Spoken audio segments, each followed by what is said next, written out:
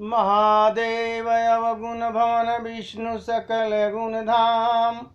और जेहि कर मन रम जाय सन ते ते सन काम। पार्वती जी कहती हैं सप्तऋषि से कि माना कि महादेव जी अवगुण के भवन हैं और विष्णु समस्त गुणों के खान हैं, पर जिसका मन जिसमें रम जाए उसको तो वही अच्छा लगता है। अरे जो तुम मिलते हो प्रथम मुनीसा, और सुनते हो सिख तुम्हारी धर सीसा। अब मैं जन्म शंभुहित हारा, को गुण दूषण करई विचारा। हे मुनीश्वरों, यदि आप पहले मिलते तो मैं आपका उपदेश सिर माथे रखकर सुनती, परंतु अब तो मैं अपना जन्म शिव के लिए हार चुकी हूँ, फिर गुण दोषों का विचार कौन करे। अरे जो तुम्हारे हट हृदय अभिषेकी, रही न जाय बिन किए अबरे की। तो कौतुकनी आलस नाही, बर कन्या अनेक जग माही। कहते हैं माँ पार्वती कहती हैं, यदि आपके हृदय में बहुत ही हट है और विवाह की बातचीत जो है किए बिना आपको रहा नहीं जाता, तो संसार में बर कन्या बहुत हैं। खिलवाड़ करने वालों को आलस्य तो होता ही नहीं, और कहीं जाकर बात कर लीजिए। अरे जन्म कोटि लगर गर हमारी, बरऊ शंभु न तरऊ कुंवारी। तजऊ न नारद कर उपदेशु, आप कहीं सत बार महेशु। मेरा तो करोड़ों जन्म तक यही हट रहेगा, या तो शिव जी को बरूं और नहीं तो कुंवारी रहूं। स्वयं शिव जी 100 बार कहें तो भी नारद जी के उपदेशों को नहीं छोड़ूंगी। मैं परहूं कहीं जगदम्बा, तुम गृह गवन भयउ विलंबा। देख प्रेम बो ले मुनि ज्ञानी, जय जय जयदम बिके भवानी। जगत जननी पार्वती ने फिर कहा कि मैं आपके पैरों पड़ती हूँ, आप अपने घर जाइए, बहुत देर हो गई है। शिव जी में पार्वती का ऐसा प्रेम देख करके ज्ञानी मुनि बोले, हे जगत जननी, हे भवानी, आपकी जय हो जय हो जय हो। तुम माया भगवान शिव सकल जगत पितुमात, और नाई चरण सिर मुनि चले पुनि पुनि हर सतगात। कहते हैं सप्तऋषि, आप माया हैं और शिव जी भगवान हैं, आप दोनों समस्त जगत के माता पिता हैं। यह कहकर मुनि पार्वती जी के चरणों को सिर नवा करके चल दिए। उनके शरीर बार बार पुलकित हो रहे थे। अरे जाई मुनि न हिम वंत पठाए, कर बिनती अगिर जही गृह लाए। बौरी सप्तरिस शिवपई जाई, कथा उमा कय सकल सुनाई। मुनियों ने जाकर हिमवान को पार्वती जी के पास भेजा और वे विनती करके उनको घर ले गए। फिर सप्तऋषि शिव जी के पास जाकर के उनको पार्वती की सारी कथा सुनाई। अरे भय मगन शिव सुनत सनेहा, रसी सप्तऋष गवने गेहा। मन थिर कर तब शंभु सुजाना, लगे करन रघुनायक ध्याना। पार्वती जी का प्रेम सुनते ही शिव जी आनंद मग्न हो गए। सप्तऋषि प्रसन्न होकर अपने घर चले गए, ब्रह्मलोक को चले गए। तब सुजान शिव जी मन को स्थिर करके श्री रघुनाथ जी का ध्यान करने लगे। अरे तारक असुर भयभूत ही काला, भुज प्रताप बल तेज विशाला। अतहि सब लोक लोकपति जीते, भय देव सुख संपत्ति रीछे। कहते हैं उसी समय तारक नाम का बहुत बड़ा असुर हुआ था, जिसकी भुजाओं का बल प्रताप और तेज बहुत बड़ा था। उसने सब लोक और लोकपालों को जीत लिया। सब देवता सुख और संपत्ति रहित हो गए, सभी देवताओं की सुख संपत्ति सब ले ली। अरे अजर अमर सो जी जीत न जाई, और हारे सुर कर विविध लड़ाई। तब बिरंची सन जाए पुकारे, देखे विधि सब देव दुखारे। वह अजर अमर था। कौन? तारकासुर। इसलिए किसी से जीता नहीं जा सकता था। देवता उसके साथ बहुत तरह से लड़ाइयां लड़कर हार गए थे। तब उन्होंने ब्रह्मा के पास जाकर पुकार मचाई। ब्रह्मा जी ने सब देवताओं को दुखी देखा और क्या कहते हैं? अरे सब सन कहा बुझाय विधि, धनुज निधन तब होय। शंभो शुक्र शंभोत सुत ये जीत रन सोय। ब्रह्मा जी ने सबको समझाकर कहा इस दैत्य की मृत्यु तभी होगी जब शिव जी से उत्पन्न पुत्र ही इस युद्ध में इसको जीत पाएगा, और कोई भी नहीं जीत सकता है। तुम मोर कहा सुन, अरे करो पाई, ईश्वर करहि सहाय। सतीय जो तजिया दक्ष मक देहा, और जन्मिय जाई हिमाचल गे। हाँ, ब्रह्मा जी सबको समझाते हैं मेरी बात सुनो और कोई उपाय करो, ईश्वर सहायता करेगा और काम भी हो जाएगा। सती ने जो दक्ष के यज्ञ में देह त्याग किया था, उन्होंने अब हिमाचल के घर जाकर के जन्म ले लिया है। अरे तेहि तप की न शंभुपति लागी, शिव समाधि बैठे सब त्यागी। यद्यपि असमंजस भारी, तदपि बात एक सुनो हमारी। ब्रह्मा जी कहते हैं कि जो पार्वती पैदा हुई है हिमाचल के घर, उन्होंने शिव को पति बनाने के लिए तप किया है। इधर शिव जी सब कुछ छोड़ छाड़ के समाधि लगाकर बैठे हुए हैं।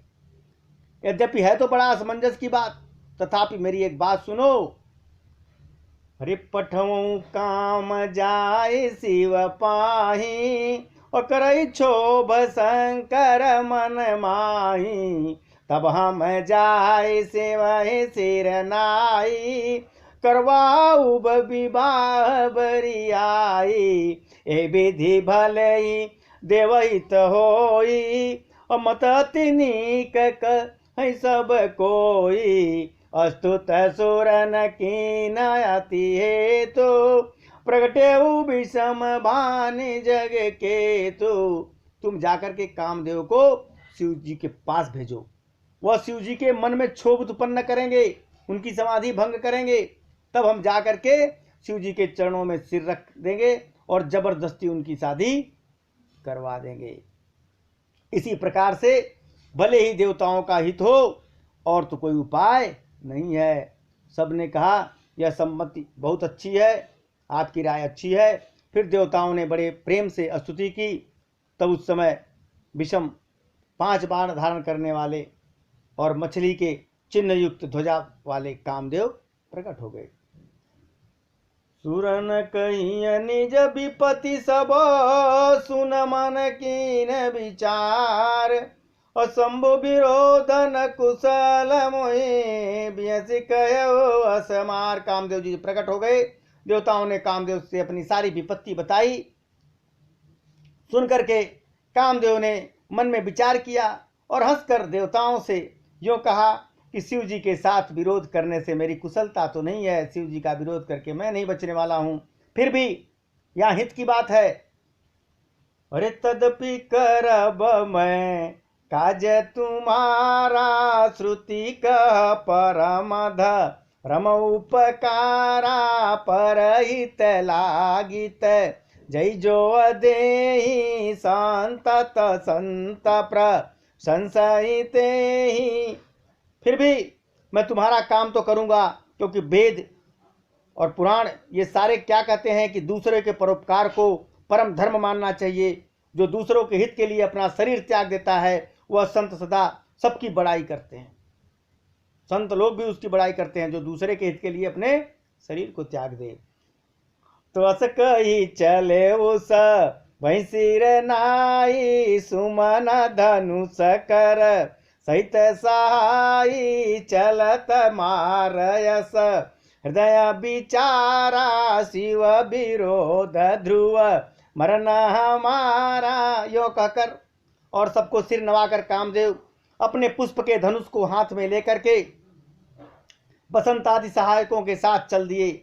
चलते समय कामदेव ने हृदय में विचार किया कि शिव जी के साथ विरोध करने में मेरा मरना तो निश्चित ही है।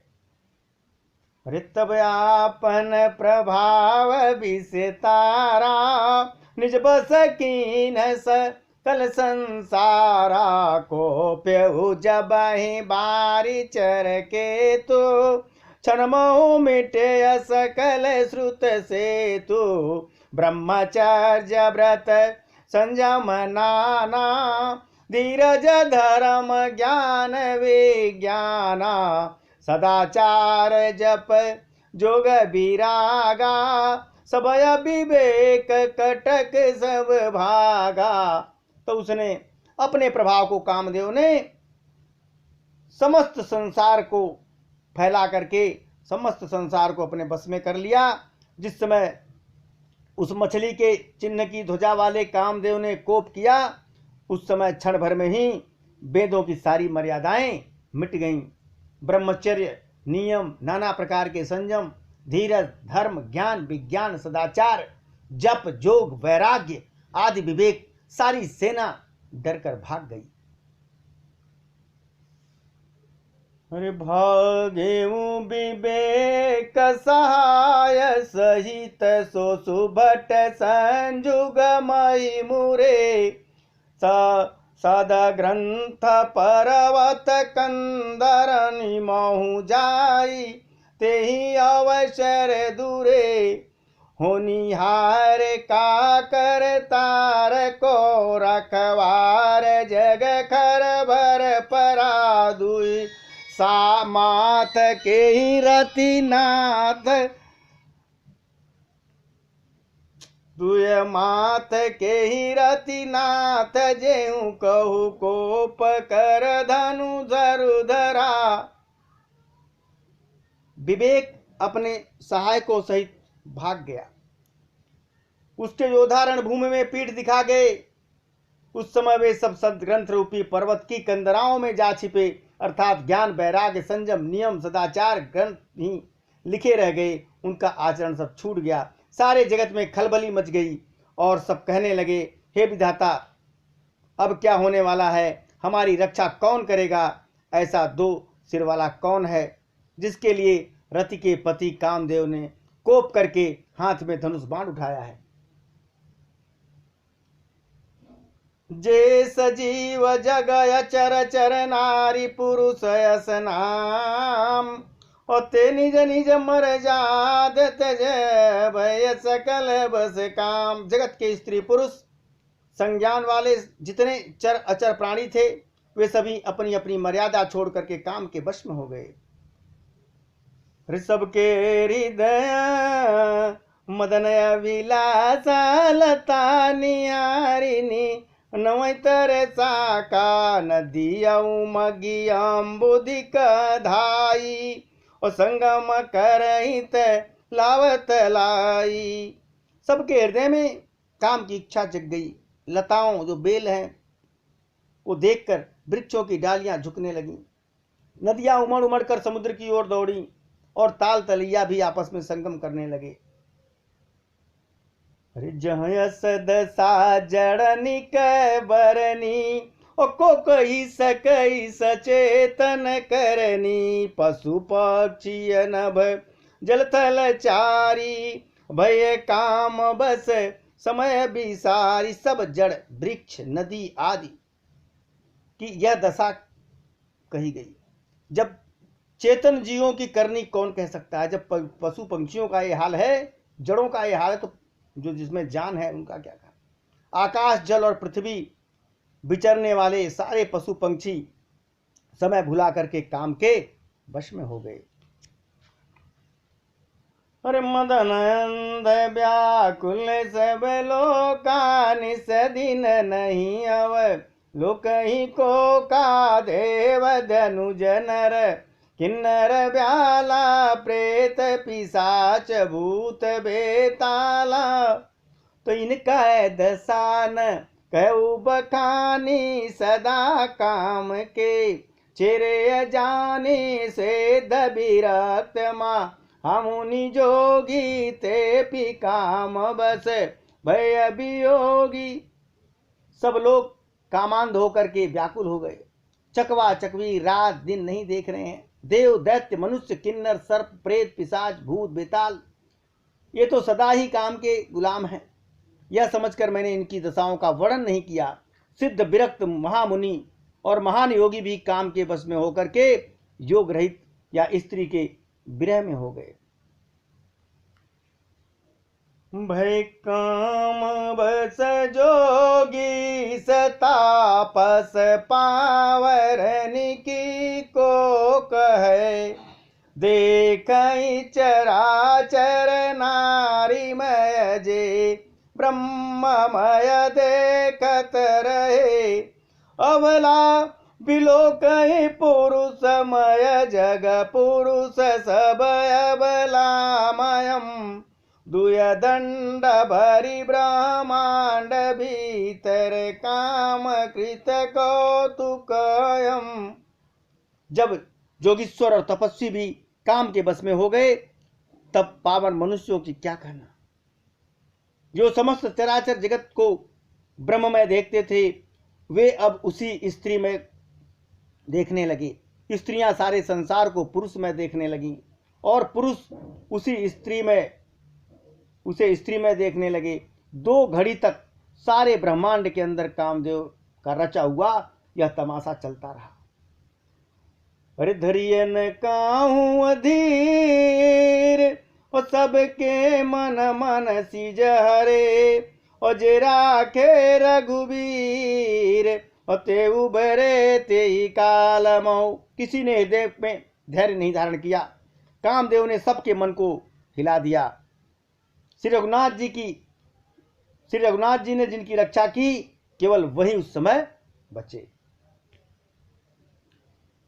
अरे उभय घरी यस कौतुक भयऊ। जो लगी काम शंभु पई गयऊ। तो शिवहि बिलो की ससंख्य मारू। मयऊ यथातिथि सब संसार। 2 घड़ी तक ऐसा तमाशा हुआ जब तक कामदेव शिव जी के पास नहीं पहुंचे थे। और शिव जी को देख करके कामदेव भी डर गया। तब सारा संसार फिर जैसा का तैसा स्थिर हो गया। भय तुरत सब जीव सुखार। जिमि मद उतरी गए हिम्मत मारे। रुद्र ही देखी धन भय माना। दुराधर दुर्गम भगवाना। फिरत लाज कछु करि नहीं जाई। मरण कठिन मन रच से उपाय। तुरंत ही सब जीव जैसे के तैसे हो गए, सुखी हो गए। जैसे नशा पिया हुआ आदमी का नशा उतर गया हो, सुखी हो जाता है उसके बाद, उसी तरह दुराधर जिनको पराजित करना अत्यंत ही कठिन है और दुर्गम है। भगवान संपूर्ण ऐश्वर्य धर्म यश श्री ज्ञान और वैराग्य 6 ईश्वरी गुणों से युक्त रुद्र भयंकर महाभयंकर शिव जी को देख करके कामदेव डर गया। लौट जाने में लज्जा महसूस हो रही है कि वो वापस जाएंगे तो बड़ा शर्मा रहा है और करते हुए बनता भी नहीं। आखिर मन में मरने का निश्चय करके उसने उपाय रचा कि प्रगटे तुरत रुचिर ऋतु राजा।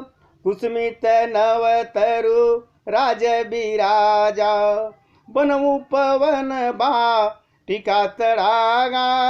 परम सुभग सब दिशा विभागा। जतः जनु मगत अनुरागा। और देखी मुहे मन सिज जागा। तुरंत उसने सुंदर ऋतुराज बसंत को प्रकट किया। फूले हुए नए नए वृक्षों की कतारें सुशोभित होने लगी।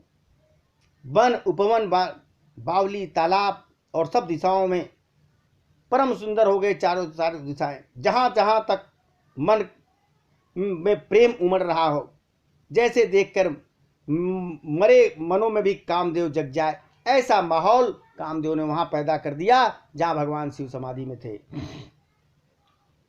जागई मनोभव मुए वो मन बन सुभगतान पर कई, शीतल सुगंध सुमंद मारुत मदन अनल सखासई, विकसे सरनि बहु कंज गुंजत पुंज, मंजुल मधुकरा कलहंस पिक सुख सर सरव करी, गान नाचहि अपसरा। मरे हुए मन में भी कामदेव जगने लगा। वन की सुंदरता कहीं नहीं जा सकती। काम रूपी अग्नि का सच्चा मित्र शीतल मंद सुगंधित पवन चलने लगा। सरोवर में अनेकों कमल खिल गए, जिन पर सुंदर भंवरों के समूह गुंजार करने लगे। राजहंस, कोयल और तोते रसीली बोली बोलने लगे और अप्सराएं गा गा करके नाचने लगी। सकल कला करी कोट विधि, हारे उसे न समेत, और चलिए नय चल समाधि शिव, कोपेवर हृदय निकेत। कामदेव अपनी सेना समेत करोड़ों प्रकार की सब कलाएं करके हार गया, पर शिव जी की अचल समाधि नहीं डिगी। तब कामदेव क्रोधित हो गया।